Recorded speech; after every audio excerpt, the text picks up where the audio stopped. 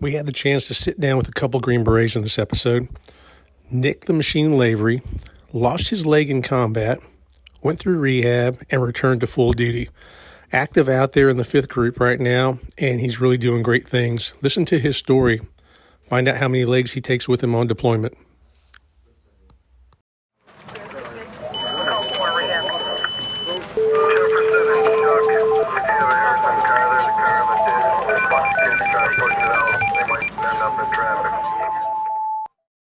Well, good morning. Welcome to The Call. The Call is the name of our podcast, and we named it The Call to honor the first responders and how they receive their call to duty for the day, that call to service.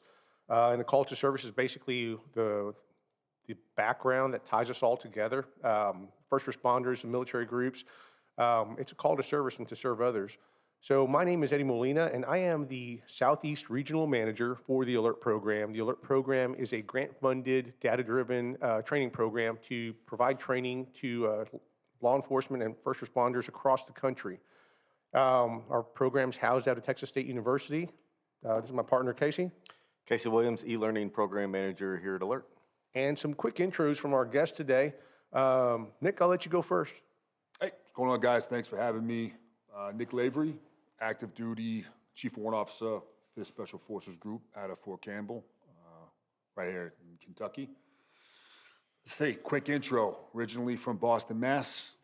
Most importantly, I'm married with 2 young boys. One's 4, the other one is now 7 months. Congrats. Wife is also active duty. So you can imagine we live quite the hectic, busy, and exciting lifestyle. Been doing this now on active duty, coming up on 14 and a half, almost 15 years. And man, I love what I do. Feel very fortunate to be able to do it.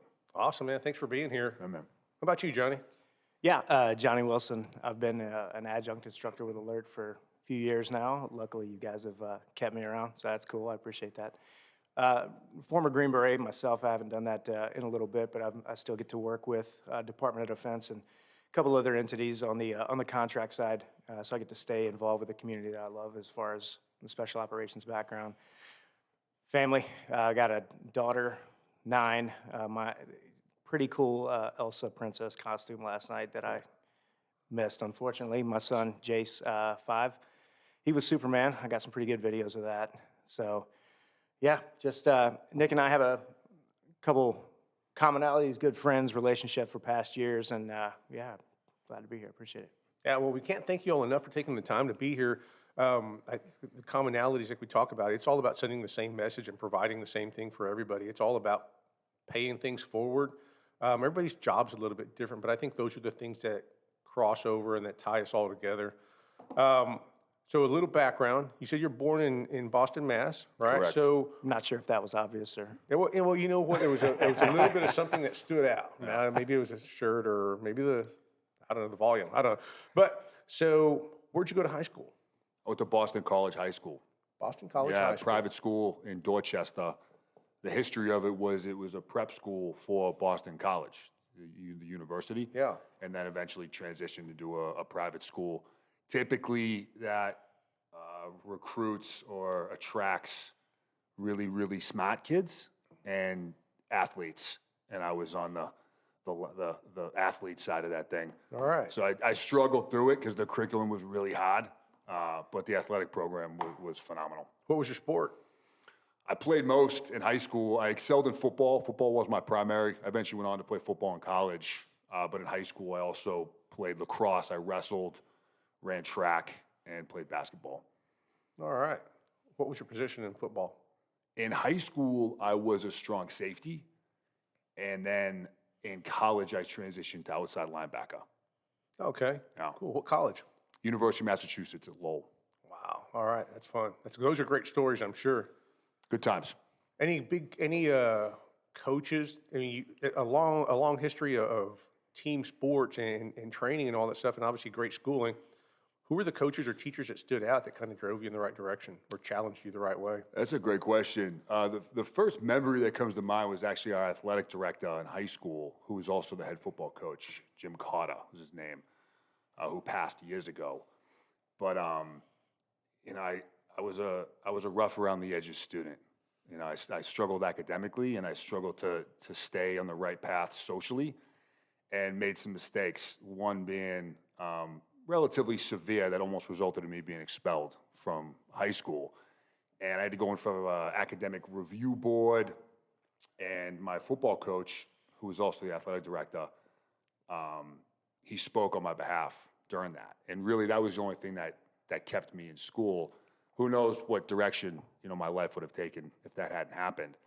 And, you know, said a lot of the positive stuff, but then afterwards in his office, we had kind of a more candid conversation about how I need to get my head out of my ass and start looking long-term and smarten up.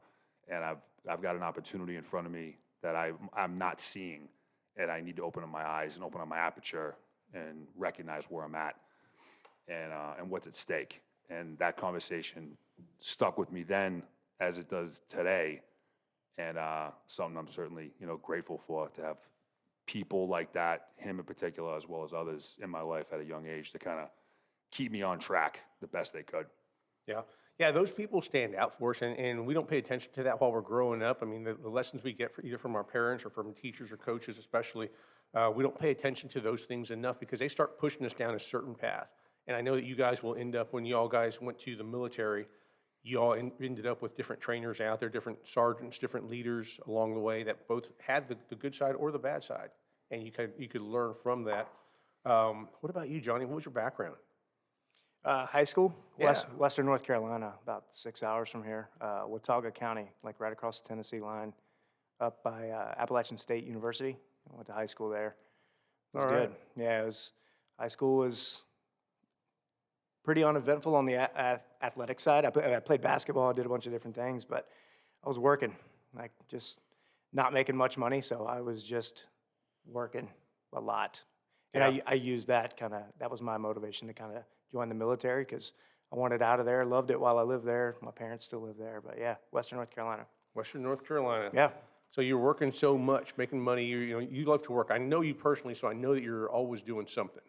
So with working that much growing up, what was the first car you bought with your own money?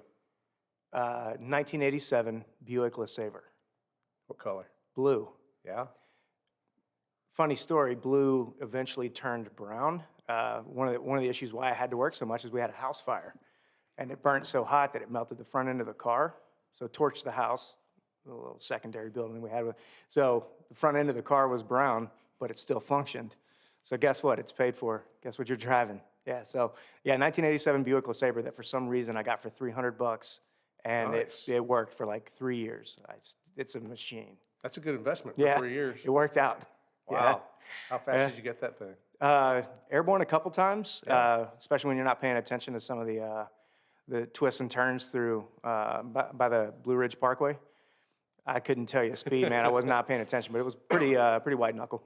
I like that. I like that. What about you, Nick? Special cars that stand out in your history, or were you a motorcycle guy? I wasn't much of a motorcycle guy growing up.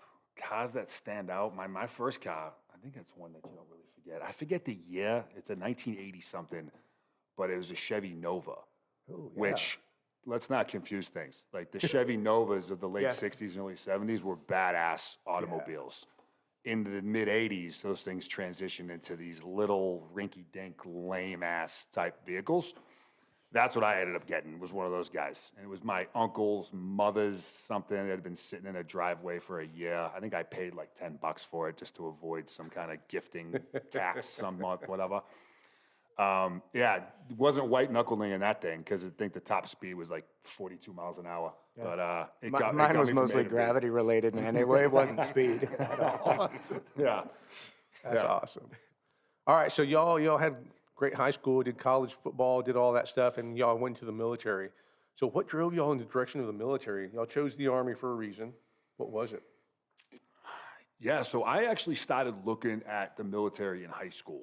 I think it was my sophomore year. I skipped class one day, jumped on the train, went downtown Boston, and met with a Marine Corps recruiter about becoming a Marine. You know, at the time, which isn't much different than today, but you know, the Marine Corps, they got fantastic marketing, right? And even as a young 15 some odd year old kid, those guys were the biggest badasses on the planet, and that's what I wanted to do.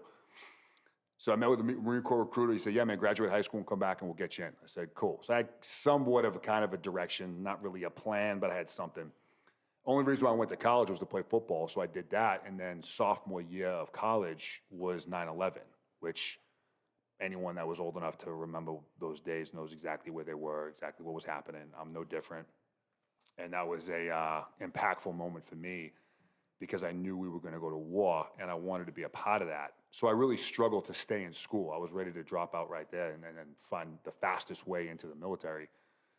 Ended up listening to some mentors and friends and teachers and family. I stayed in, I grinded out my degree, and then I started looking at options to enlist. Obviously, we were still ramping up in Afghanistan and Iraq. There was plenty of combat to be had. I felt like I still had an obligation to serve. And I felt like I wanted to go straight into the special operations community, right? Or I wanted to get there as fast as I could. Went and met with the Marine Corps recruiter again, Navy recruiter, and got the same answer, which was you can enlist and then you can request to go the special operations route. Well, when I had the same conversation with the Army recruiter, the answer was different. They said, hey, we have this program called the Special Forces Recruit or 18 X-ray contract that gives guys directly off the street the chance to just bypass the conventional Army and go straight into Army Special Forces. Lucky. So, yeah, I mean, it ended up being great because not only did it give me the speed I was looking for, but once I had done my homework and looked at what Green Berets do and what SFODAs do, it really was what I was drawn to most. I was drawn to unconventional warfare, and I was drawn to the wide range of core tasks or missions that SF teams are expected to execute. So at that point, it was kind of a no-brainer for me. All right. So I know you guys have to have specialties, and Johnny, you went the long route going into the SF, but I know you guys have to have specialties. So what was your all specialty schools like? Specialty schools. I'm gonna need you to be a little bit more specific. So I know that y'all have like demo guys, and y'all have weapon sergeants, and y'all have medics. Yeah, so it's You're a medic. yeah, I was forced that route. I had no choice in that. Oh, really? Yeah. You were smart. That's what they make the smart guys go become medics. Yeah, so that's a lie. That was a thing, but I never wanted to go the medical route. Had literally no desire. I did a couple years conventional Army in a mechanized infantry, and I was in a year and some change when 9/11 happened, so I was already wearing a uniform or whatever. Had to wait a couple years, meet all the check the blocks isms of getting to getting to the selection process. Sure. That worked out. And then getting into the Q course, I wanted nothing to do. I wanted to actually go to war to fight why I joined the military to begin with. And I'd spent some time in an infantry company and learned a lot about the Army, how it functioned. I learned mostly what not to do, and I didn't want to be there anymore. And I was watching what was happening with the ramp up of everything. I didn't do any Iraq time, so like watching primarily Afghanistan. But yeah, on the medic side, I tested well, apparently. Yeah, you did. Yeah. So there's a series of that, and that's a layered thing that they go through, and it's evolved, I think, in the appropriate way, even to modern how they do it. And so I know from being around you guys before, you all have a short course and a long course. What was the difference, and which course did you go to? So yeah, once I got through my depression and acceptance of I have to go to this very, very long course now because it's not what I wanted to do, it's chunked at the time, and I think it's still similar to that now. You got short and long. The first one was approximately 6 months, and it's Special Operations Combat Medic. So it's a mixture of Green Beret candidates, you're a student, Ranger medics, bunch of SEALs. Didn't have any Air Force guys. They started their own thing. And we had 1 or 2 Marines, but not very many. And it's trauma heavy. It's aggressive. You're going to do, there's a lot of testing. Your first test is 2 or 3 days into the deal, and it keeps going from there. But it flip-flopped very quick from academic to hands-on, and everything was weighted pretty heavily. The long course, which for me was longer than others, because I'm not that bright, and I had to get kicked back once or twice. So the whole thing would take you about 12 months. Mine was about 16, roughly, which ended up in the long run being very accurate to what I needed once I got to a team. But that's more of your prolonged care, your infectious disease, your surgery and anesthesia, your veterinary blocks, your additional rotations. Sure. You get way more in the medical weeds. I wanted to do the violent stuff, and I got pushed off to the medical piece. It was very intimidating, but knowing what I know now, I learned a ton. And I didn't miss out on all the other things that I wanted to do, fast forward. Yeah, I once know got that you through it. guys have all the specialty letters behind the 18 and all that stuff, but there's no, like you all have to be able to do all of it. Yeah, I mean, Oh. you're required to do more with less in a lot of different dynamic environments, and so you don't know that at the time in a training pipeline, but you have to be, if you're a one-trick pony, you're not gonna be around very long. You're gonna go away fairly quickly. I mean, you could probably talk to that a little Yeah, bit what more, about but- you? What was your specialty? Yeah, so out of the Q course, or the Special Forces Qualification course, I was in 18 Bravo, which are the weapons guys on the teams, which is what I asked to be. And stereotypically, especially back then, it still exists today, the Bravos were like the ass kickers on the team. Those were the guys, because they really dictate training. Most of the training, we're running ranges, we're handling ammo, we handle vehicle, convoy security, base security. So you need to be able to muscle your way through some type A personalities to get them to do what you need them to do.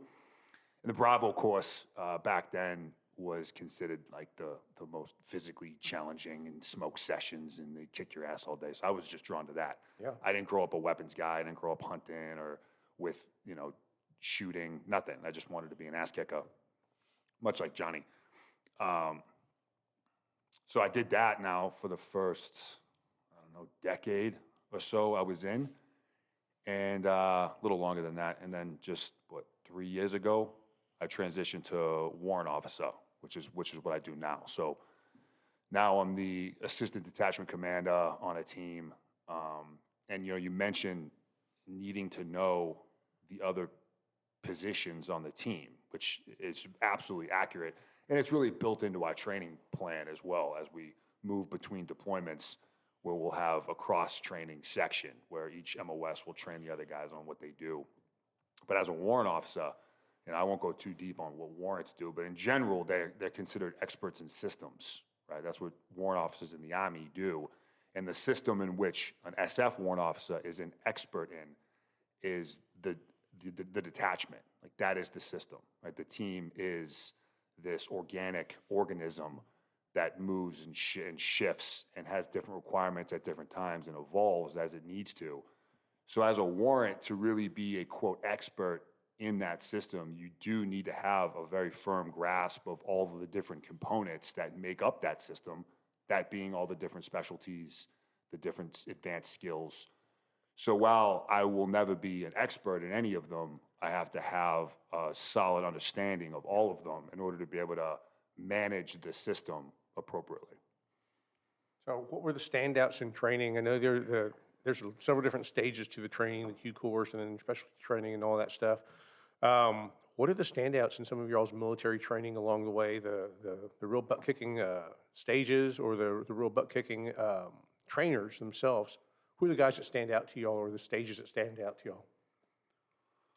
If I were to go early on, SEER school sucks. It's designed to suck. SEER stands for Survive, Evade, Resist, and Escape, and it's been depicted in movies that really isn't all that accurate, but it's not fun. Mostly because I don't know how many days I went without food, but I was just hungry. I counted. I don't have much body fat just because I'm a small human. I went 8 days without eating, and it was not cool. And then when I ate, it was a foreign thing, and my body didn't know how to react. It was just like this psychological event. I was like, yeah, you guys who put this together are demented weirdos. We're gonna have a conversation later about this, but I shouldn't have lived. I lost a ton of weight during just that phase. Wow. Just that portion of a very short school in the grand scheme. But yeah, no, that wasn't cool. No, it's not cool. I don't know. I think I was eating worms and drinking pine needle tea, as most of us end up surviving off of.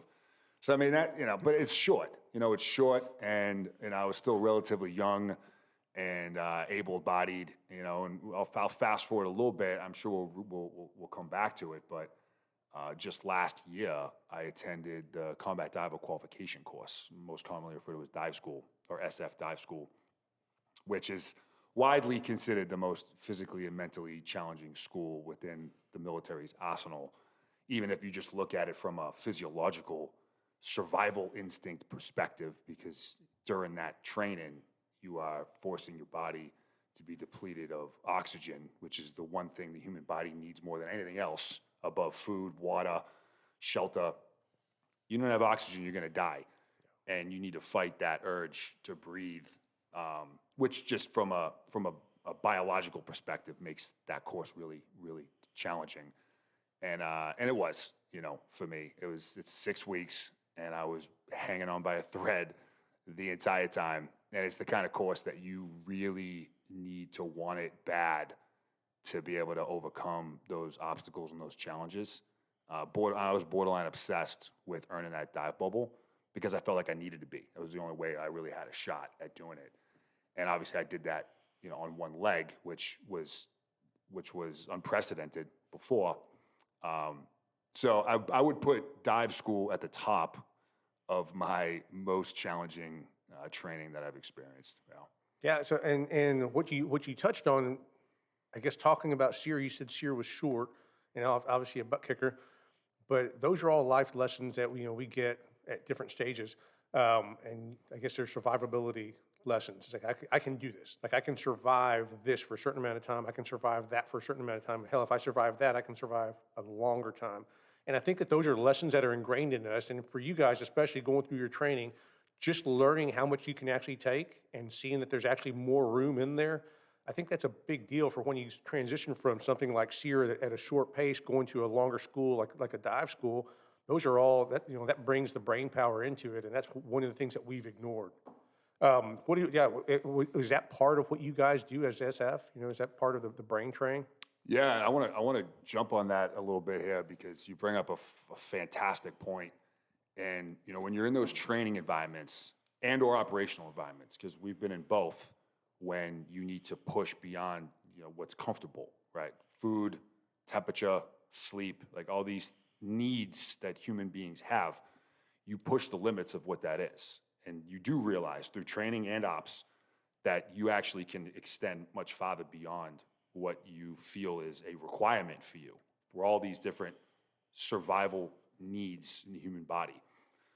So when you do that with repetition and you begin to condition yourself to be able to see how far you can push it, I would say that it extends beyond military completely into just real world life. Yeah, I was gonna say that's and whole person, applicability. long-term Yeah. life, should you choose to see it through that lens. That's what, it's not an impactful thing at that moment, but baked into the whole pie, that's a long-term thing, and it's not restricted to a specific environment. Oh, yeah. Yeah, for sure.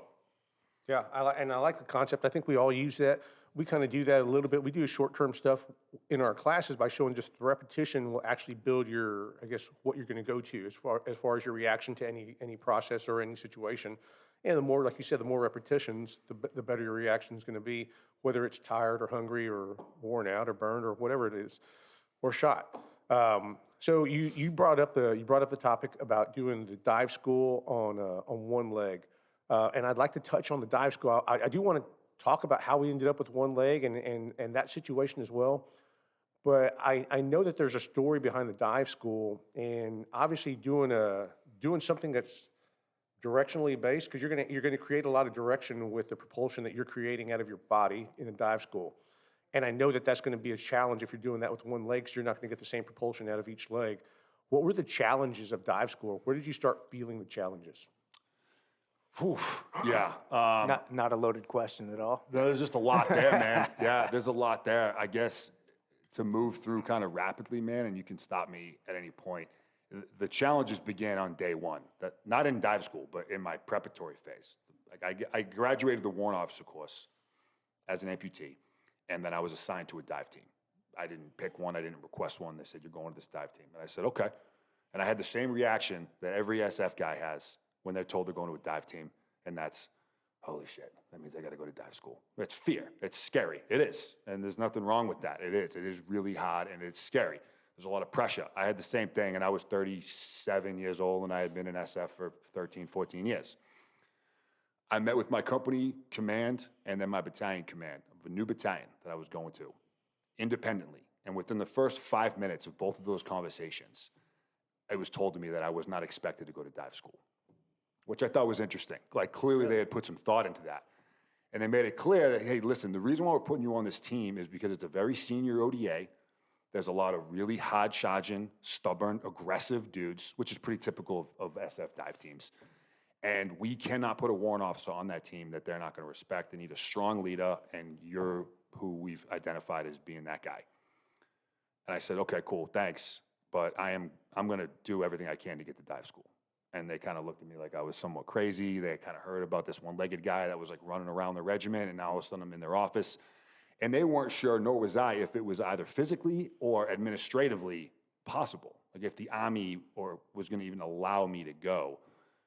So just from the very beginning, that became a challenge, was just navigating through the process to be given permission to go. And then I get in the pool on day one with my team. I met my team, and the next day I'm in the pool with them, which is also pretty typical, right, for a dive team, depending on where you're in your training cycle.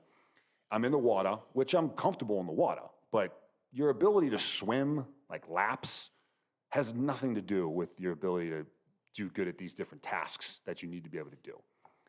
So we get in and we just start working through, these different tasks and these different events. And my teammates, who I just met, they've got kind of a standard way of teaching someone how to do this because they've all done it. It's the way that they were taught. It worked. Well, with me, most of those rules don't really apply. Right? You have to think outside the box. Like, how do we make this possible for someone that's so lopsided and has that much less propulsion to do some of these treading events or these underwater dynamic movements?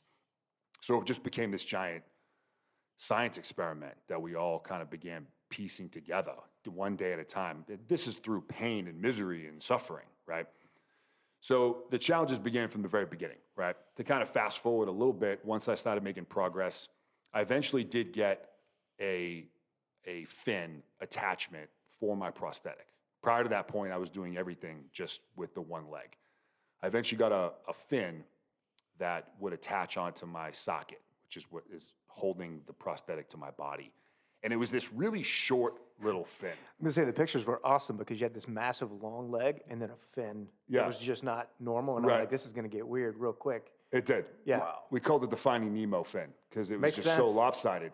My prosthetist was concerned that if it was too long, it would generate too much force and then it would rip the prosthetic off of my body. So it was a balance between keeping it attached to me and getting as much power out of it as I could.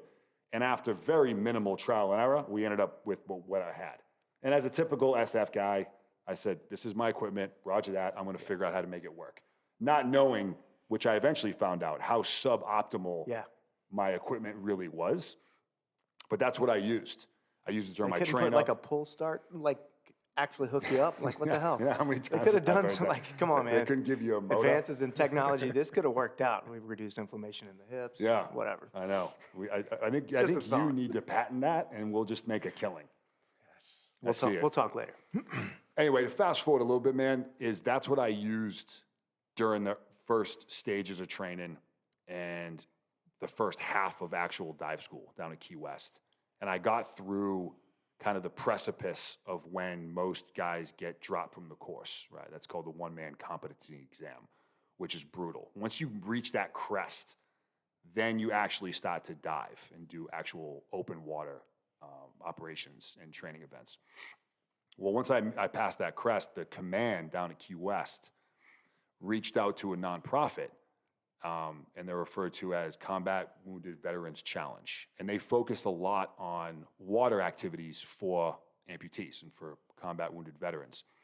Every year they go down and the schoolhouse hosts them to get all their guys and gals into the pool to try out new equipment, and then they go out in the ocean and they dive. The command reached out to that organization and said, here's the deal, we got an amputee here. He just passed one man. He's about to get into the ocean and start doing navigation dives, and we've got some serious concern about his ability to navigate underwater. Because if I'm swimming on the surface, yes, I drift because my propulsion is at a different length, but I have a reference point to see where I'm going. When you're underwater, you're navigating off of a compass. You're shooting an azimuth, and that's it. So if you're drifting, you're not going to know that how far off course you really are. And my first dive was a 500-meter navigation dive, which is really short, and I was way off point because I drifted so far. Well, the command, again, had reached out to this crew, And the next day, they flew a team down to Key West, 4 dudes that showed up, a couple prosthetists, another amputee, and we spent about 5 hours in the pool working on different components that ultimately ended up me with a whole different setup where I ended up actually attaching a free diving fin, which is a very long, narrow fin on my prosthetic side, which drastically balanced out my level of propulsion from both legs. And once I got that thing strapped on and got back in the ocean the next day, I mean, my left leg had been built up to be so strong because it had to really was my motor that once they gave me that additional power, man, I was just cooking on the bottom of the ocean, just dragging my dive buddy across the ocean floor. So it ended up working out, man. It was an interesting journey, but I wouldn't have been able to make it through if I didn't have the command and leadership down there that were willing to reach outside the box to try to find me proper equipment, and then for that team to come down and outfit me with what they did. Chances are I wouldn't have made it through dive school. Well, that's a pretty incredible story. So you started out with something, got something better. You have a fin now. So we did an interview with another amputee. I asked that how many legs do you actually have? So how many legs do you have? Oh man, I got Counting fins. Yeah, I don't know, man, probably a dozen or so, 15-ish. I have 4 of the one that I'm wearing now, kind of my everyday leg, and this thing's extremely versatile. I just beat the shit out of these things. So I break them a lot. I have like 4 of these, and then I've got another, dozen mechanical only backups, specialty legs for cycling, airborne operations, diving, mountain climbing. I got all these jiu-jitsu. So I got all these different setups that I use just for specific events, running. So yeah, I'd say around 12 to 15, something like that. How many do you take on deployment when y'all are out in the field? How many do you take out into the field? Yeah, so it kind of depends on the scenario. If I'm deploying, like my team and I, we just got back from the Middle East just a few months ago. So on a normal, say 6-month deployment, I'll bring an entire tough box full of just leg stuff, right? So I'll bring maybe 6 or 7 different legs and a whole bunch of backup equipment because I know I'm going to be breaking stuff and put stuff together. On mission or on a training event, it's dependent on what is going on. I'd say a standard loadout for me, if we were doing, say, a vehicle movement, right, or a ground assault force type movement, I would obviously be wearing one. I would have another one in my truck, and then I would have another one in another truck. In the event that my truck was catastrophically destroyed and I was somehow still functioning and I needed another one, there was another one stored in another vehicle. That would be kind of a standard like mobility type movement. If we're talking some kind of an offset where we're going to come in on helicopters and have to do a 2K foot movement to an objective, now I have to actually carry another one, which I will. I'll grab one of my lighter ones, my mechanical backup type knees, just to have it in an emergency. If something were to break on the main one I'm wearing, I'd have a go-to. Yeah, I was wondering how you would carry the extra if you had to move across a long patch of land. Do you carry one like, is there a quick detach? Do you have to do a reload along the way, or is there like a reload drill for that? Perpendicular on top of the ruck, like Vietnam M60 style. Pretty much, I was thinking like a grenade launcher on the bottom of your AR would be kind of cool. That's another patent. Yeah, Yep. we can just do that. That'd be cool. And definitely not making light of the situation, but obviously paying homage to all the cool people, the smart people that design all that stuff that allow people like you to go back out into the field, because we're starting to see that more and more. We had a couple of guys in the San Antonio Police Department. One had lost his leg in an accident, and he went back to work. And it's crazy, the amount of technology that's out there, the amount of smart people that are out there that are making these things possible for people that still want to serve, still want to get back to life. Nobody's getting written off anymore, and that's kind of cool. We can actually joke about these things because there's stuff going forward. So you covered a lot of stuff. I'd love to hear about how this all happened. Can you cover maybe a little bit about the story? I know I've heard the story listening to you on other podcasts and listening to you talk to other people, but I would love to hear the story of how this actually happened, if you can cover any of it. Yeah, absolutely. This was the tail end of a 6-month deployment. We maybe had another few weeks left in country before we were getting ripped out with the next team. And pre-mission, pretty standard joint operation where we had our organic ANASF team, which is Afghan National Army Special Forces team, that were living with us in our little isolated VSO site. We were also running operations and training with conventional Afghan Army, conventional Afghan National Police, local Afghan police. And this operation on this day was one of those bigger ones where we had a lot of different entities that were joining us. This ends up being an important facet of the story and really the lessons learned because of how unfamiliar we were with the specific individuals that we were conducting an operation with on any given day, because we were working with so many different groups, each of which had tens or hundreds of different people that would just show up the day of the operation. We had developed an SOP, a standard operating procedure, on how we were going to do pre-mission briefs to our partnered force, where they would show up and only the leadership would be allowed into our motor pool area. Our VSO site was basically 2 rings, an inner security and then a motor pool area with a small outer cordon. The leadership would come in there, we would brief them on what we were doing. The rest of the contingent or personnel would stay outside our camp, and then their leadership would go brief them on what we were doing, and we would roll. Well, on this particular day, the leadership comes in as well as a Ford Ranger pickup truck. And I noticed it right away. Right? I told you I was in 18 Bravo, and one of our primary responsibilities is base security and the establishment of these SOPs to mitigate a threat to us. And so it stands out to me right away, and I'm pissed off.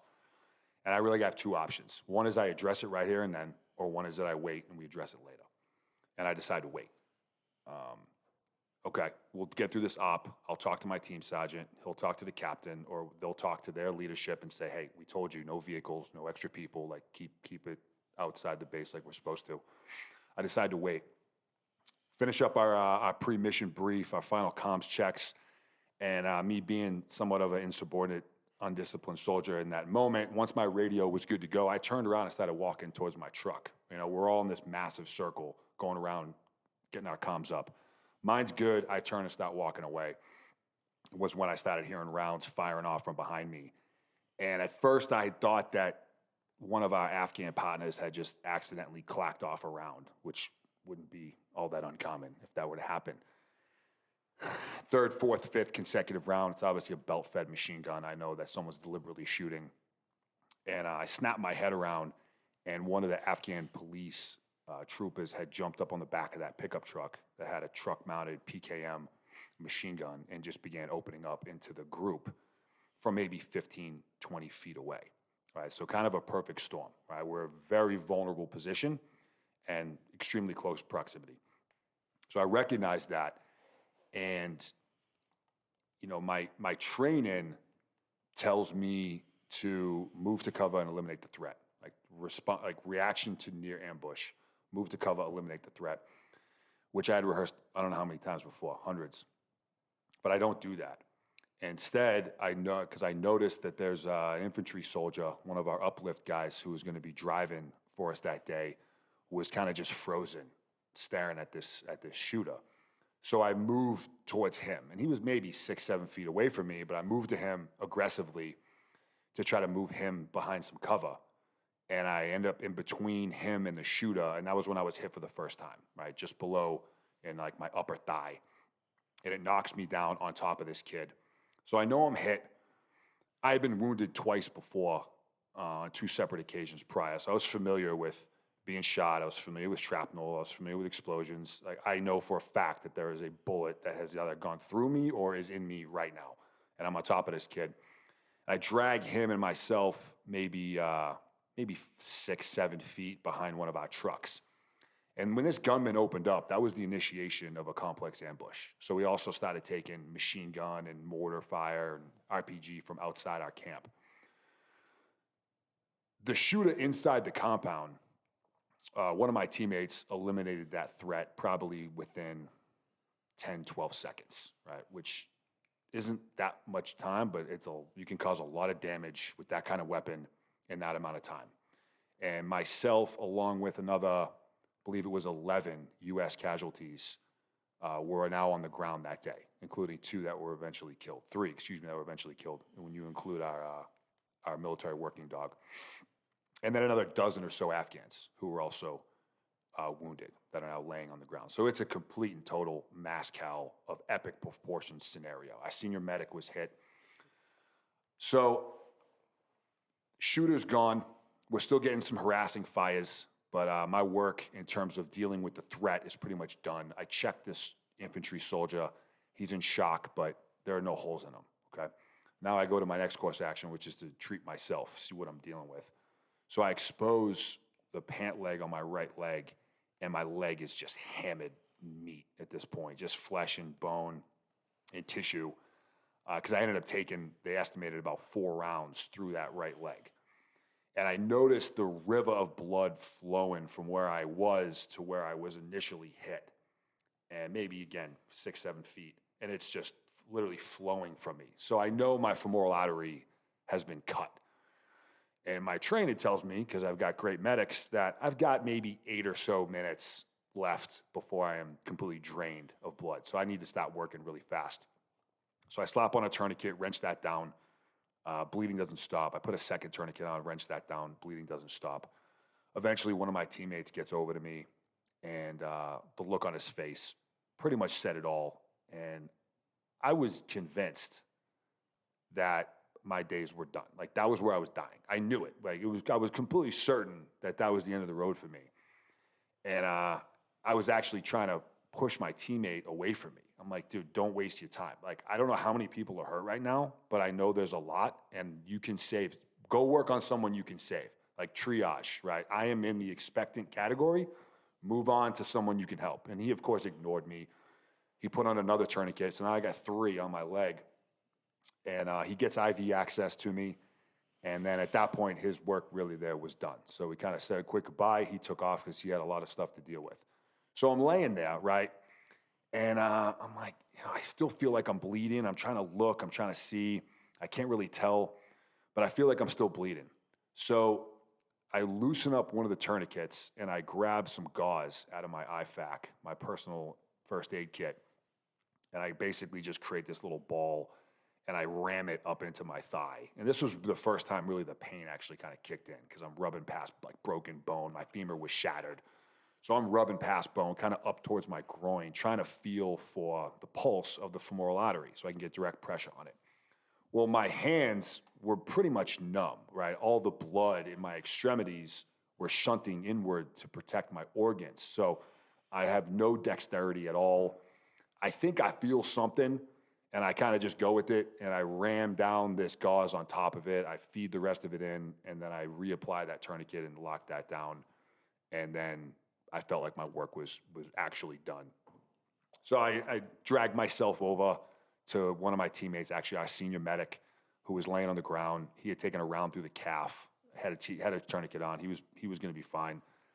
And I just decided that I wanted the last moments I had on earth to be with them and just doing what I could to comfort them. They're obviously in pain and scared. And at that point, it starts to get pretty blurry. I was in and out of consciousness. But I was on the ground for anywhere from an hour to an hour and a half before the medevac bird could land, because it was an ongoing firefight. They couldn't risk the bird. So quite a bit of time for that to happen. And then I'll kind of pause there, man. The story gets a little crazier, but I want to give you a chance to, if you got any questions. Well, no, I love the story. You can keep going with that if you want. Did you lose consciousness during this time? Yeah, so I black out a couple times. I have a real vivid memory of getting put on the helicopter. One of my teammates, said his goodbyes to me for what he thought and I thought were the last time, just a special moment.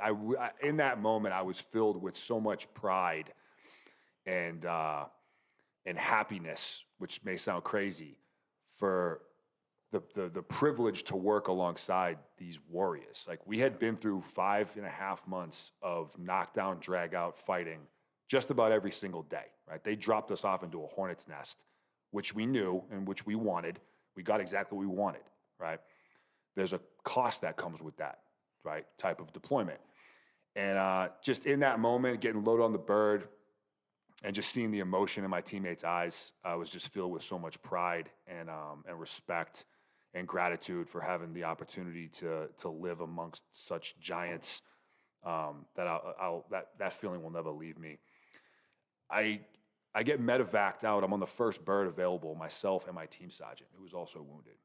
And there were two options to take us to. One was a location that had a forward surgical team, an FST, that was a faster flight versus taking us to Bagram, which obviously has a full-blown hospital, but it was a greater distance.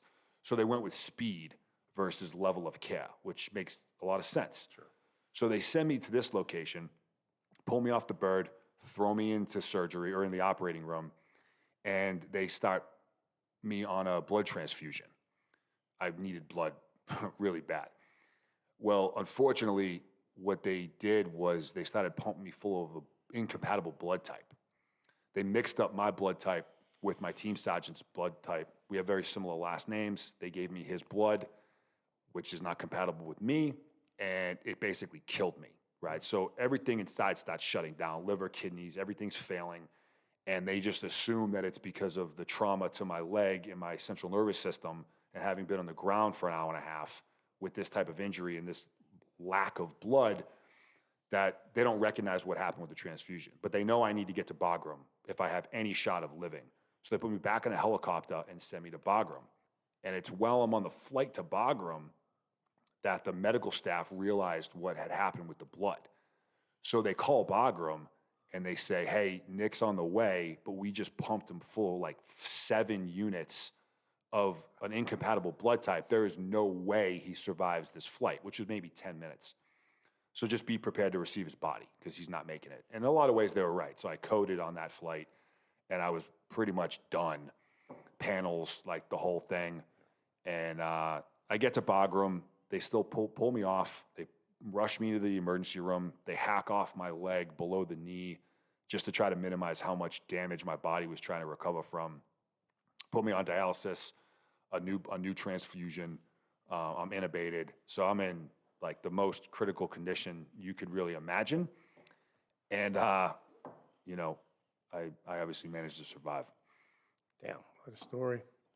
Nick, we're hitting about 45 minutes right now. We're going to kind of transition and take a short break so we can reload and come back with a second half because I want to hear a lot about how you recover from this and what the process was. So, Casey, if you want to. Okay, well, we are back. Wrap it up, and then we'll intro in back again. For the second half, and we just got through talking about the incident, Nick, where you took those rounds to your leg. You lost your leg in that incident, and we were talking about the blood problems that you ended up with on the way to Bagram, and what was causing that. So, one of the things that the viewers or the listeners aren't going to catch is what we talked about in the break, and Johnny brought that up. Said the conversation's happening next door to us. We're actually at the conference right now, at the ALERRT conference, and this is where we bring together a lot of great medical minds with the first responders that are out on the streets. So you received incompatible blood during this recovery portion, or when they're trying to make the save, they're actually end up trying to kill you. Johnny, talk a little bit to the idea of what we're talking about when we say the blood problems that we ended up with. I know we're talking about how it's happening next door and we're doing the conversations. Yeah, so I guess the high notes of this is when you have a violent traumatic event like he experienced, the human body is an outstanding machine. And there's many different things that you can do in a hospital setting, a lot of things you can't do pre-hospital. But you can get away with a lot of that. So rapid evac happened at that point. Typically what you see is blood cells, platelets, plasma, compartmentalized, mixed into a Kool-Aid and thrown back in, and it's blood. But it's not whole. It's not the real thing. So violently, what happened there, and then factoring in, whatever, 60 to 90 minutes on the ground, real blood needs to go back in. Now, so that was, 2013, I think? Yeah. Kenhar? So 2013, that happens. Fast forward to what's happening now, you're seeing it pre-hospital. You were designed for blood to make you function appropriately. So different types, ABO problems that come with different typings. So I don't know your blood type, but if you're going through that and you get the opposite, all it does is your body is designed to neurologically respond and fight that. Well, you're fighting your own system that's trying to compensate for the drama you're going through anyway, on top of all the other injuries that you may or may not have that you haven't found yet. But you're going to bleed to death very quickly. And now you have systemic failure. So whatever, kidneys, lungs, liver, and it's going to happen very quick. So on top of bleeding to death, you now have systemic failure and everything's not functioning. Heart's going to start going into different rhythms because it's not just going to pump, and it continues to flow. And you fast forward to now, it's happening pre-hospital. On the military side, the 75th Ranger Regiment was outstanding at standardizing it, having the leadership and command directive to incorporate it, research it, train it, document it, put it into, a pre-hospital setting in a pretty aggressive combat environment. And that's trickled out to other units. There were other units doing it, but they're kind of like the research project, if you will. And they were good. I mean, they got Ranger medics that were doing this very, very quickly. And it's on the other special operations side as well. You have some logistics problems that come with it, but it's a necessary thing. And now what you guys are seeing in EMS and a lot at the fire, just from emergency response type approach, they're carrying whole blood on rigs, whether that's at the chief level in an SUV or whatever. They have the capabilities to put this, which has already been pre-typed and all the logistics and administrative crap behind, into person street side, which needs to happen. We can force a lot of the operating room to point of injury, which mitigates your evacuation times. And when you need it, you need it. And when you find out you need it, you're already behind. So there's a lot of problems that come with that. And if you don't pay attention to the systemic issues, like how body functions are going to rapidly shut down, it doesn't matter how much blood you put in, it's not going to pump. Well, I was The going to system ask you, doesn't work. so when the Rangers started doing this, were they carrying whole blood out there with them in the field, or were they figuring out how to hook one body up to another? I'm pulling this from memory, so it may not be 100% accurate, but they tried both. Really? There was the platelet stuff that was like around, or freeze-dried powder that worked for the beaches of Normandy in World War II. It just wasn't legal in the United States. So that happened, and then they would so on a team, pre-type guys, we already know who's getting what. You're not dealing with your elderly patients that fire would have to deal with. So you got fighting age males, we can kind of get ahead of the curve. We've put contingencies into this. So when it happens, you've already got a plan for it. You already know what to do. Your medic, hopefully he's not the one that's blown up, shot, stitched up on a target, whatever. They're already in front of that, so they know how to execute it. And then they incorporated it into their training cycle, and they had top cover on both on the medical side and at the regimental command to do so. If you ever get a chance to sit down with Ethan Miles and some of the other, Dr. Miles, some of the other guys who are the ones actually the brains behind it, and then they figured out like where their vulnerabilities were. All right, we thought that worked, it didn't really work. But they were able to run blood on target, period. We can pull it from you, we already know you're not gonna be deficient, you can still tactically do your thing. We're going to run it into him because he needs it now. And then that's just the medical piece. And that should not be the focus right now because you're still taking fire, you're still working aircraft, you're doing all the different things that the real world is dictating to you around. So this becomes just a part of the operation, but the operation doesn't focus specifically on that. And they incorporated failure into their training, which is one of the best things that I think in any training environment, but they did it where they were being told medically they could not do it. Wow. And then you had the SF types and the Rangers at the time, and you had the tiered units that were just not taking no for an answer. And they made it happen, and you had the intellect to do it. So then they standardize it. So you're going to see that. Is there a particular type of blood that will suffice for everybody? Everyone defaults to type O, and then we can nerd out after that if you actually want to go down the medical train. But it's pretty point of injury. We can send it, and we've built a capacity in our system to where we kind of know, based on signs and symptoms, mechanisms of injury and all the other crap, we can kind of run with it, and the guy's not going to die right here. We're not really going to save his life necessarily right here. We're just trying not to screw him up more, and then we work the evacuation piece in a combat environment, which is going to get difficult globally when you start looking at, Afghanistan's easy. You start looking at Africa and different permissive environments and all that type of stuff. It becomes logistically difficult. So, all right, so we got shot up and incompatible blood, had some problems in that forward surgical team, and now we are going to Bagram. And you're on your way there. You survived. You survived the surgeries. You survived all they corrected the blood problems, and they got you squared away there. What was the first few days like afterwards? What do you remember about that? First few days in the hospital in Afghanistan, most of it a blur. The memories I do have, miserable. and I was intubated, and I was on life support, quote unquote. Right, so a machine is keeping me alive, but I'm in and out of consciousness. So when I would come out of consciousness and try to breathe on my own, I was counteracting this machine that's in me breathing for me, and it's a horrible, horrible feeling. So I a couple times tried to rip this thing out. So eventually they restrained me. So I'm in this bed, restrained. I got tubes all in my throat. I'm plugged up to all this stuff. And I come out of consciousness just long enough to feel like I was dying. And then they would sedate me and put me right back under, just snow me with ketamine. So yeah, really horrible. I got some, glimpses of some of my command and other buddies that were there that were coming through and just like hanging out with me and whatnot.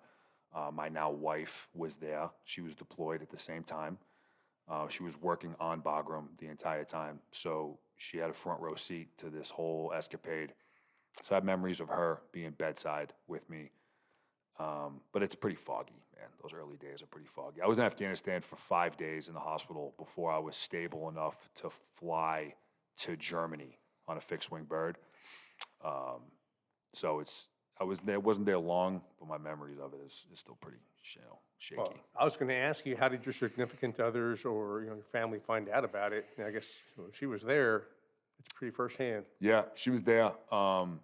She was there. I was wounded, like I said, twice before. And I ended up at Bagram for both of those times eventually, not for very long. And so she was somewhat conditioned to me being wounded, obviously not happy with me about it. So she had a front row seat, and then obviously the rest of my family was made aware of what was happening. And I eventually, saw them. I was in Germany for just a night, and then they took my leg off up to the knee in Germany. And then I was at Walter Reed the next day. That was the first time I actually saw my parents, my sister were there when I got there. That's a big change, and people, we've heard a lot of discussion just because there's so much brain power out there and they're sharing the messages, but that's a big jump from going below the knee to above the knee. What caused that, or what drove that, or did they give you any choice in the matter? Definitely no choice in the matter. The biggest struggle very quickly became infection. So I was on the ground in Afghanistan with a completely exposed wound for well over an hour. Afghanistan is not exactly the cleanest environment. So my leg was riddled with bacteria and moss and fungus and everything gangrene. So it was literally eating my leg from the bottom up. And I was in the intensive care unit at Walter Reed, and I'm still on a real touch and go status, mostly because of the infection at this point. And my surgeon comes in, and I'll never forget the conversation. He says, "Hey man, here's the deal. Your leg is a mess right now, and it's literally killing you.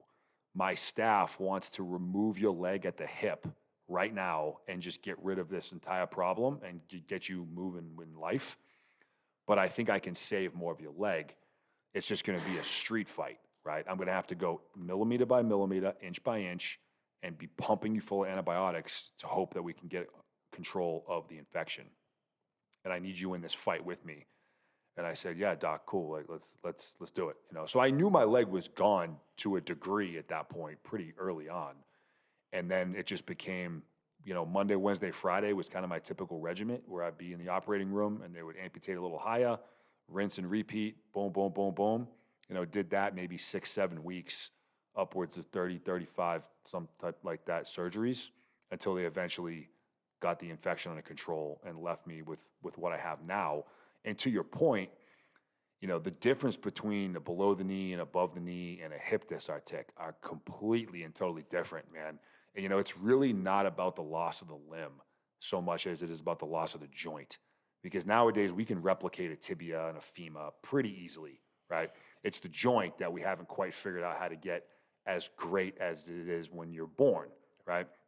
So losing, my knee was inevitable, but if they had done their initial course of action, or at least their initial option, to take my leg off at the hip, I'd like to think that I'd still be doing what I'm doing to this day, but in all practicality, it would be essentially impossible to do what I still do now. Yeah. So obviously super grateful for my doc, who I still in close contact with today, for having the the willingness and motivation to power through some 30 some odd surgeries on me against what his staff was advising him to do, because it left me with what I have now, and without it, I'd be living a much different life.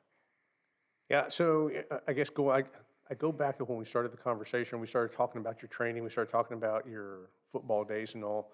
The whole "don't quit" attitude, the whole "we're gonna do this" attitude. When you talk about when your doctor said, "I just need you in this fight," the look on your face right now is like, "Yeah, well, that's cool. Like, let's do it." It seems like that has a lot to do with how much you put into rehab, how much you put into recovery. It's like it seems like it was not even an option. Like, yeah, let's just do it. Let's start to doing this. Tell me what you need me to do. Type of a response. Do you think going through all the SF training and having that mindset helped you getting through this? Oh yeah, I mean, without question. You know, the structure, the discipline, the toughness. You know, a word that gets thrown around quite frequently, but through conditioning in training and ops, you're exposed to, again, what the human body and human mind is capable of. So if I hadn't gone through that prior, I don't think I'd be nearly close to the right mentality and mindset that I needed to be able to power through recovery to get back to the team, you know, which was the ultimate goal from the very beginning. You know, that was the goal from day one. Even when I was still like really, really early on, I knew I was getting back to the team. There's a lot behind that, but you know, there was no plan B for me. You know, that was it. You know what? That was going to be my next question. Is how long into this injury was it before you realized, hey, I need to start working harder so I can get back to the teams? Yeah. You know, so again, I said like early on, and I mean it, and I was committed to it. And I'm doing little workouts in my hospital bed when I'm in and out of surgeries. I'm sneaking out of my room to get into the gym, and my surgeons are coming to find me because I have an operation that afternoon, right? So I was pressing the envelope from the early stages, doing what I could, right? I managed to focus on the things I could do rather than what I couldn't do, tripling, quadrupling down on the things I could do, which had an impact physically and mentally. Once I started making more progress, I get on my prosthetic, I'm up, I'm moving around, I'm getting bigger, faster, stronger, I'm starting to learn how to live life as an amputee and start playing with some more dynamic tasks and two-legged tasks. At some point it hits me, I'm still at Walter Reed, that, okay, I was completely ignorant to how much work this really is gonna take. Which I think is something that a lot of people can relate to, right? When you set a goal and you start working towards it, at some point it seems almost overwhelming or insurmountable. Like, wow, did I bite off more than I can chew? Is this really possible? I went through that same kind of process. I said, hey, maybe there's a reason why no one's been able to do this before. That I just set the bar too high for myself. And that becomes that fight. Like, that's the street fight, is you and your mind and all of these rationalizations that sound very convincing that are going to get you to stop doing what you've been pursuing, and you're convincing yourself that you can't do it, and then being able to fight through that and say to yourself, no, I think I'm going to keep going regardless. Like, I'm operating on blind faith at this point, right? Faith meaning the belief in something for which there's no proof it exists. Like, that's where I was operating off of. I wasn't in a tunnel and I could see the light at the end of the tunnel. There was no light, right? I was moving uphill at night on a jagged mountainside in the dark, and I had no idea where the peak was or if there was even a top to this thing, and certainly not what it looked like on the backside, right? Completely, totally blind faith, but I did believe in myself and the ability to do it, and I just didn't allow myself to really consider any other option. That was it.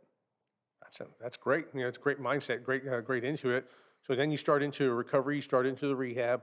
What was the hardest part, or what was the I guess the most challenging part of the rehab? Because I've heard a lot about, you know, obviously the balance issues are going to be there, flexibility issues are going to be there, and I've read a lot about the phantom pains that people have when they lose a limb. Were those things all there? Yeah.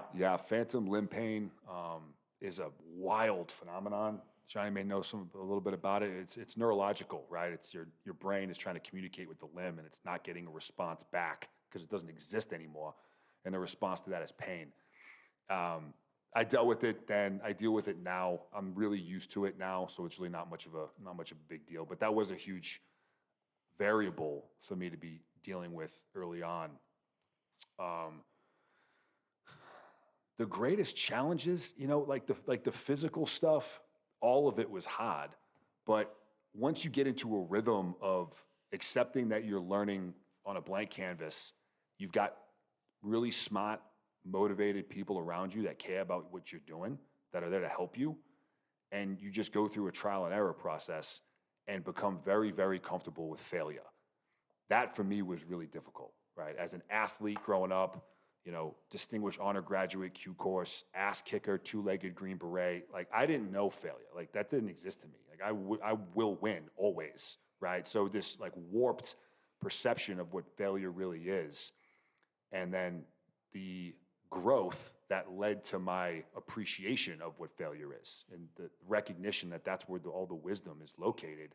If you can set your ego and your pride aside for a second, and you get knocked on your ass, literally or figuratively, and you're able to get back up and extrapolate and analyze as to why that happened, so you're able to work smarter, that process was difficult for me. But once I kind of got on the other side of that, I began hunting down failure. Like I was looking for ways every single day to get my ass kicked, because I was realizing it in real time. Like this is how I'm getting so much faster and stronger and more capable so rapidly, is because I'm pushing it past that breaking point with consistency. So I think that would be the biggest struggle. I think most people kind of think it's like learning how to squat again, or learning how to run, or like these physical dynamic tasks, which were really hard. Yeah. But what was much more difficult was my mentality about what training is, what work ethic really is, what discipline really is, right? Eliminating literally every single other aspect of my life that I thought was important, I thought were things I needed, when I really didn't, because I had no room for any of that other stuff. It was all in, 100% obsessed with reaching this goal. So it was more so working through the mindset of it was more of the challenge than anything physical. Wow. So I've learned a lot from you guys in the SF, you guys in the military, and a lot of my friends in special operations and police side. There's a problem. Let's identify the problem. Let's admit there's a problem, identify the problem, find out what caused the problem, find out how to fix it, and find out how to correct the behavior that caused the problem to begin with. And I know there's steps to go through.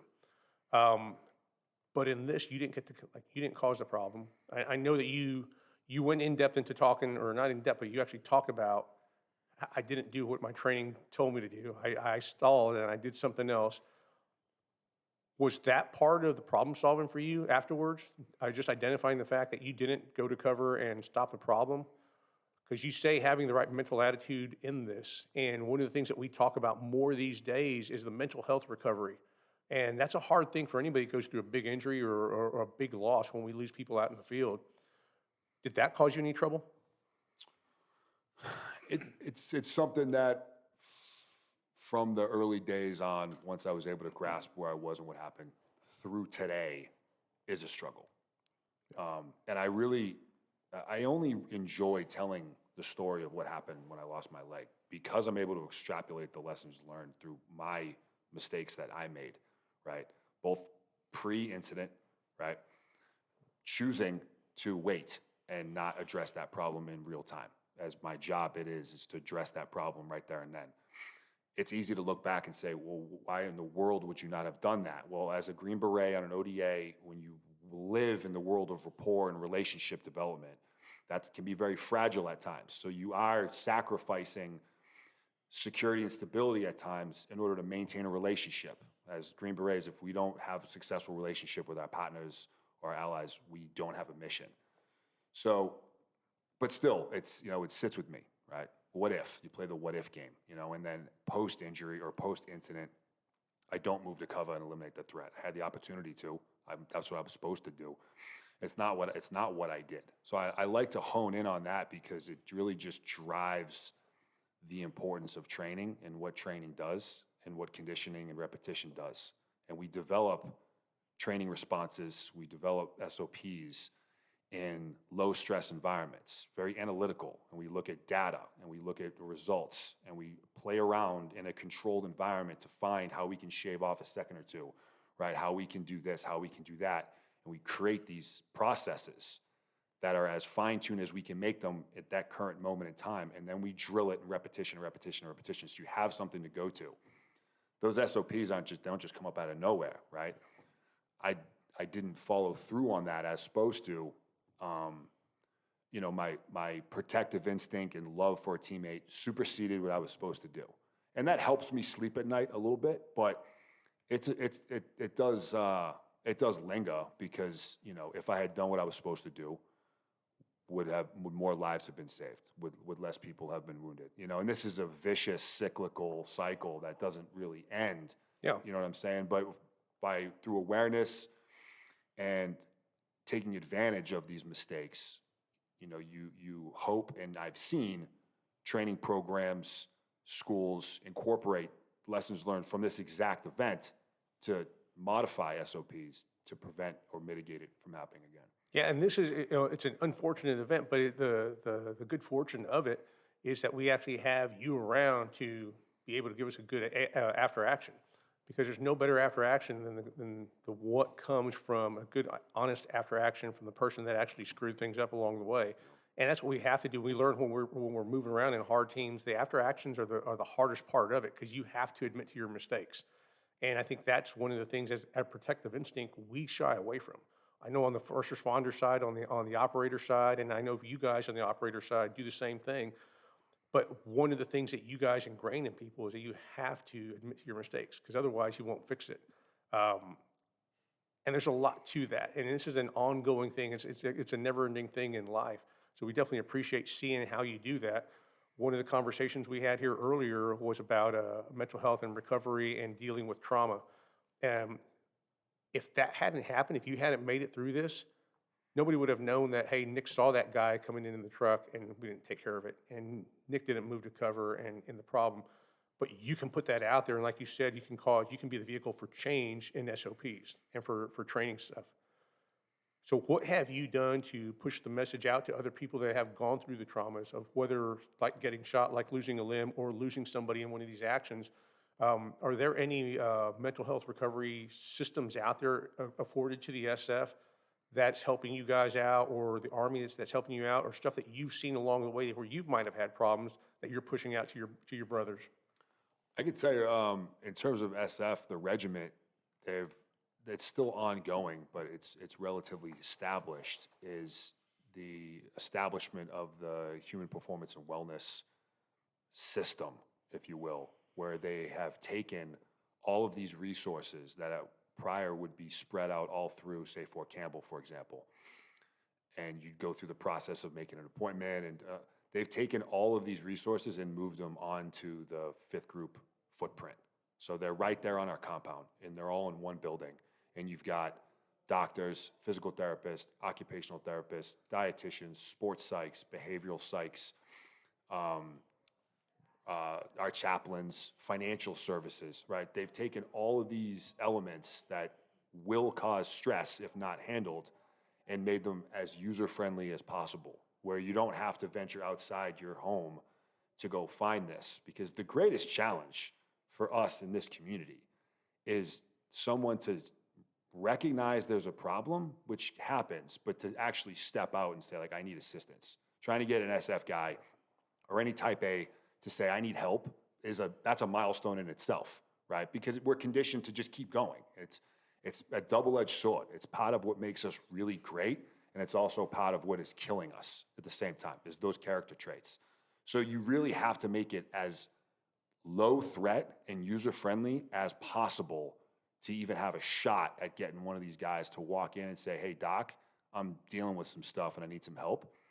And we've now done that. So I think by just geographic proximity, as well as events like this, where guys that have been there and done that, first person can advocate for these types of resources and let the other warfighter, barrel-chested badass out there who's trying to determine whether or not that makes him weak or not, is to go seek help. Like, no, dude, like you're expected to have these kinds of traumas after going through what you go through. What we do is not normal, right? This is unusual, and the human psyche and our genetic makeup has a breaking point, and there's nothing to be ashamed of, man. So if you're willing to take the hard route most of the time, that actually is the hard route. The easier route for us is to suffer in silence and quote unquote suck it up. That's the easy route. The hard route for us is saying, hey man, I got some problems and I want to improve on it. I want to make myself better. That's challenging. That takes courage. Like that guy is the guy that's earned my respect. Oh yeah, absolutely. Have you found that the response from the guys in group have they responded to making it easier, putting that human performance center there? Have they actually started participating in these recovery pieces? Absolutely. Yeah. That's great. Yep. How has that impacted the performance of the team itself? I'd say it's positive. Yeah. You know, we're in a time now where the guys of my generation, Johnny's generation, that came into the military when we were mostly doing direct action and it was aggressive and in your face and war fighting. We've transitioned away from that. We're not doing that nearly, if at all, compared to what we were doing, again, in the hot and heavy days of the earlier 2000s. So the senior guys, the guys at my level have been around 12, 15 some odd years who have been there and done that. Those guys are critical to be able to demonstrate the acceptance of this and that it's okay. For the junior guys that are on the team now, most of which have not experienced that, right? They're looking up to the GWAT era guys that we're their like role models and icons. They all want that same thing. They all want combat. I get it. It's our responsibility to make it known that it's not just okay, but almost expected for there to be lingering issues of trauma that require some assistance. And by demonstrating that, you're painting that picture for the junior guys who will eventually be our senior guys, so that you have that prolonged, effect over time. Yeah, jump in there whenever you want. Notice that we're not talking about any tactical operation at all, period, because it's not really the focus, right? Yeah. The mission is going to continue. The world continues to spin. It evolves. You got different responsibilities. Technology evolves with it. Everything that he just mentioned is that general whole person approach, because if I need to get somebody's focus in an operational environment, but you've got drama at home, you've got financial problems, you're hormonally imbalanced, you know it, but yet you do the medication route, the alcohol route, the I don't sleep route, because you can physically muscle through that. You can actually, you can survive that. It's not a problem. You can screw it up, make a ton of mistakes, and operationally be in an optimal shape physically. That's where a lot of people look at it and they think, oh yeah, I'm being successful. Well, you're torching yourself physically, mentally, psychologically, even to the receptors in your body. The human brain is an outstanding, not really fully understood thing. But it's pretty cool because the older generation that he's talking about, they are the bulk of the experience, but they're also now like the signature authorities to be able to implement these things and actually somewhat standardize them if you're on the active duty capacity. Now you got the veteran side too, which you got massive problems with that because the VA's a problem, issues with like private insurance and things like that. It becomes monetarily almost unattainable, right? So that you have to factor in those as well. And he mentioned courage. Yeah, a lot of guys, they've been just beating their head against war fighting in many different theaters and many different footprints and loss and all the things that come with that. That's what they're used to, so that's the warm blanket. He mentioned courage, was like my thing. I wrote it down here in a minute. Like, one of the most underdefined words, in my opinion, is vulnerability. Like, I think it's been that stigma or that people don't really fully understand it. Kind of like resiliency. Yep. It's a Gucci word. Like, it sounds great. Itemize that down. Break it down. What does that actually mean? It's tangible. Vulnerability, in my opinion, equals courage. There's a lot of research out there on that.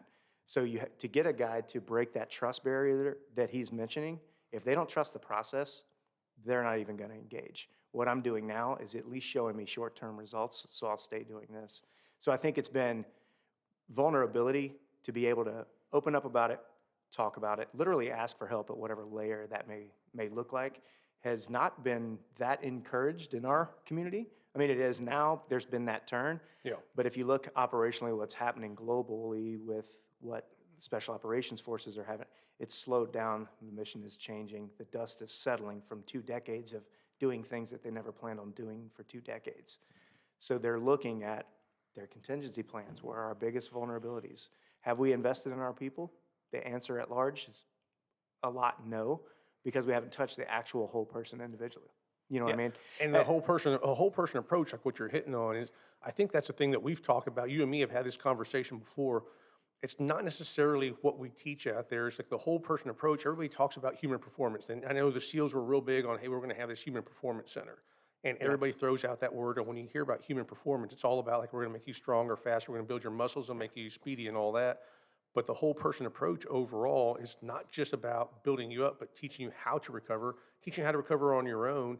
And it's not just a physical thing, it's a mental thing. Because like you said, if your finances aren't in order, your mind's not all there. Yeah, you're focusing on other things. Yeah. And human performance, if you look at what that actually entails, especially if you're still on an operational capacity, we're going to squeeze as much juice as you out of you as we can and keep you recovering physically. But eventually, there's going to be you can't outrun physics. People are going to get faster. You're not going to be able to shoot as fast anymore. You're gonna all the things you just can't scientifically outdo. Yep. So there becomes a performance limitation on that. Yeah. I've told a couple guys with a couple things that we're doing on the side. It's like, you want to tell, they don't want to talk to people, and it's literally just being vulnerable, like telling the story. A lot of guys don't even want to tell to the level that he's done with his own, experiences. Everyone has those, but they don't like talking about them or seeking out help. And it boils down to vulnerability. And I'm like, hey, dude, like put it in context of an actual direct action target that's time sensitive. You're in January, you're flying on choppers, you've only got a couple of you really don't have a partner force, you have limited communication capability, everything gets a vote. So tactics, a known, either it's a hostage situation or you're numerically outnumbered, you're at night, nothing is in your favor. You want to tell me you're not vulnerable at that point? And yet you chose to continually do that like every 48, 72 hours, understanding the risk that you assumed. So you put it, I like putting it in a context that they immediately relate to. So now I have their attention. We're actually talking about what we never sat down to talk about. And then I leverage that for a future conversation. And you'd be surprised because those guys end up retiring. The finance drama doesn't go away. The family drama doesn't go away because it's never been addressed. Yeah. We've squeezed you until your performance was done. Thanks for playing. And it becomes a psychological thing that they individually have to deal with. You have to bake all that into the big pie, or you're missing a lot. And I sat and talked to some guys recently from third group, and I asked them, I said, well, how did you all decompress? Or how much time did you get to decompress when you came back from a mission, or how much time did you get to decompress after deployment? They're like, decompress? It's like, if we weren't deployed, we were training. If we're not training, we're deployed. And it's like there's not a whole bunch of time to recover and to decompress and do that. I think going back to the beginnings of how all of y'all ended up there, how we ended up here, it was always the person. You always recruited the person. You found the right person, and that's what I guess kept the teams together or kept the mission drive going. And you recruited the right people, and that's why you guys are still standing here. And even to kind of make a joke about it, but even standing on one leg, it's like you're still standing here because it was the right person in the right job at the right time, and that person was able to recover. But I think still focusing on who we recruit or who we're putting in these positions, we have to start recruiting those people who are going to be vulnerable enough to say, okay, I need help with this, and that's kind of a cool thing. So Nick, I know that you've got a big focus on a lot of other stuff now. You're way excelled in your career now. You're down the road a little ways, and you're starting to focus outside a little bit. What are some of the other stuff that you want to talk about, maybe, or some of the other messages you want to push out? Yeah, man, it's bittersweet. Coming up on the 15-year mark, and Johnny just hit it. Like, eventually, you can't do this anymore. Time doesn't respect anyone. You can prolong it, and you can, stretch and do mobility and like yoga, but like eventually it's going to catch up with you. I still feel good. I'm still doing my thing. I say we just got back from another deployment. I got some stuff coming up overseas here in a little bit, my team and I, but I am starting to look at kind of what that next chapter looks like. And I am fortunate because I'm currently living my passion and purpose right now. This is what I want to do, what I love, and what I feel like I was put on this earth to do. I'm fortunate and the minority to be doing that exact thing. And I think I've already identified what my next purpose is post-military, once I'm out of the uniform. And it's really one of the same, I do consider it still to be a life of service, just through a kind of a different conduit, a different mechanism, able to extrapolate lessons and experience to aid, others. So one of the projects that I'm excited to be able to release is my first book, which is going to come out mid-December, early January, roughly timeframe. And I mention it, and the first thing I mention is it's not an autobiography. A lot of people kind of assume it's like the Nick Lavery story that's just really all about me and my background and how I got wounded and how I came back. That's really not the book. The genesis of it, to give you the 30-second pitch, was I started to get emails and messages from a lot of new amputees or people that were just in the hospital with an injury or dealing with some kind of adversity that would reach out and say, hey man, how did you do what you did? Because here's my situation. So I just wanted to document a guide, a very short, brief, like step-by-step, as close as I can make it, manual on how I did that, solely so that when these people would reach out, I could say, upload, attach, send, boom. Like, this is literally what I did. In my mind, that was a 30-page kind of document, pamphlet, if you will. Well, COVID hits last year. People are working from home, even the military. There's a lot of time, idle hands. Like, I don't know what to do with myself right now. I just kept writing, I just kept writing. Turned out I actually really enjoy it. I had been journaling for a while before, something else that, all the tough guys don't want to talk about, right? Or makes them feel soft. I've been doing that for a really long time. Began as kind of just a training log, sets and reps that extended more into my mentality, and that became the focus of it. So I drew from that and eventually turned what was a 30-page manual into a 275-page actual book. So it still very much is that guide that it was designed to be. I've just added some personal examples and some vignettes, to give each of these principles some context and some credibility. So I'm excited to have that out there and, see where that goes, what kind of traction that gets, and how many people that can help. And yeah, man, I'm gonna enjoy the time I have left in uniform, because it's gonna be over before we know it. It goes by really fast, whenever that point is. But in the meantime, I still want to be working on kind of the foundation of what my next evolution kind of looks like. Sure. That's good. I'm looking forward to the book. All right, so serious question. Are you going to read the audio book portion? That can't, nah. Yeah, That's you or Samuel L. Jackson or somebody like. Yes, I was talking to one of my buddies who's been helping me, and I think, because it's like 70% manual, 30% vignette, I think I'll read the personal example stuff, and then find someone who's got a much more understandable voice to read, the bulk of it, right? Alphabetically I'm approved. getting thumbs up from around the room. Yeah, okay. So someone that can pronounce things with a non-specific Someone accent. who doesn't park the car in the yard. Exactly. All the letters Right. in the alphabet. Someone who has 26 letters in the alphabet.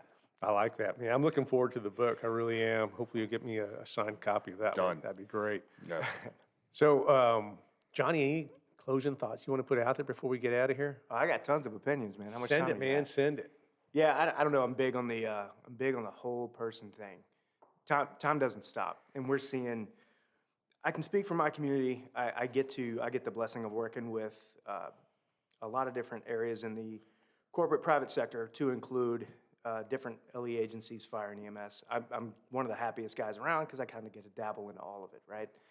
Relevant at none, but you know what I mean? It's been cool. But what with our community, if we lost so many dudes in a combat environment, it's 500% more to suicide rates, which is underdocumented, underreported.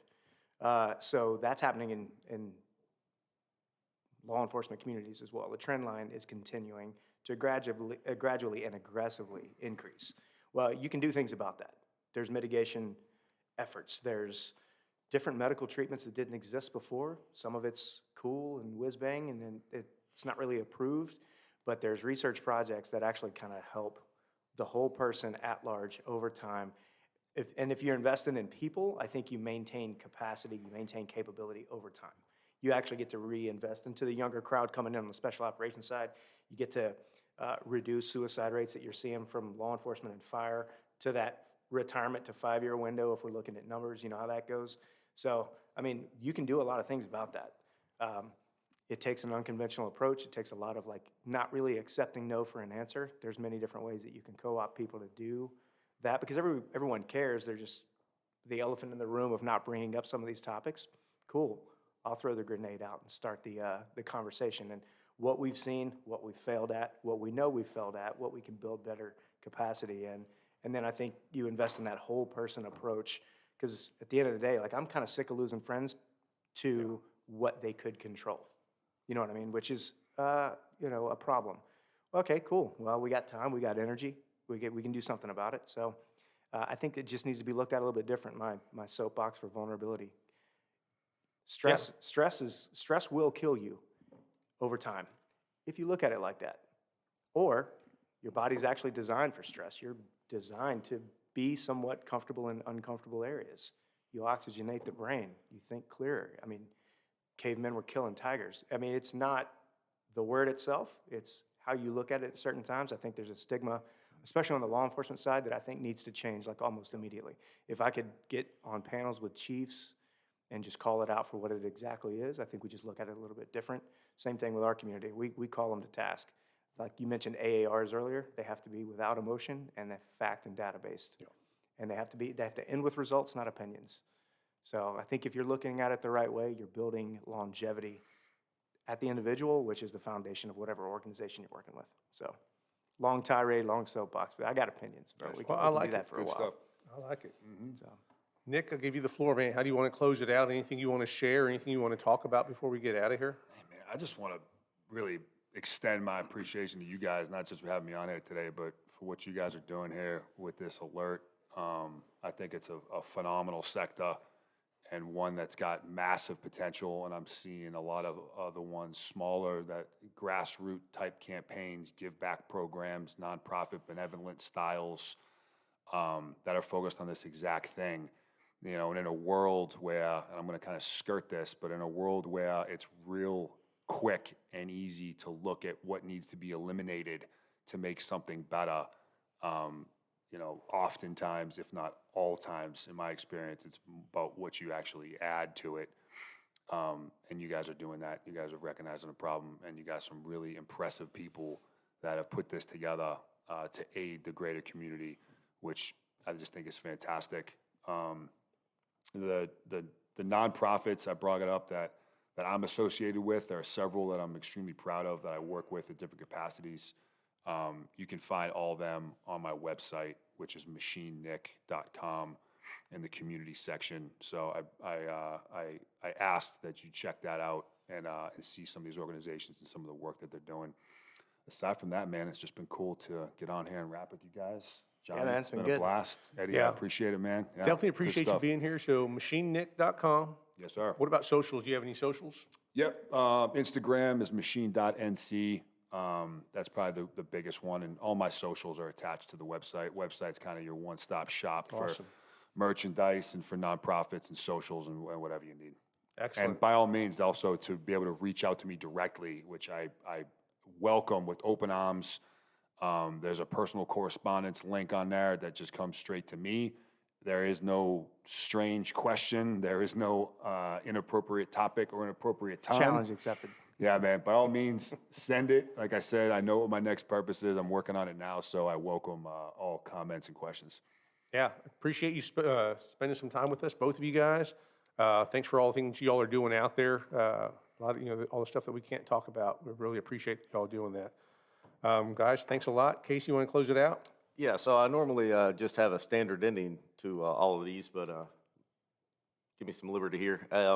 Johnny Wilson, can't thank you enough. So these guys here on this side of the table, we were retired within about a year. Been with ALERRT for about a year. Oh, yeah.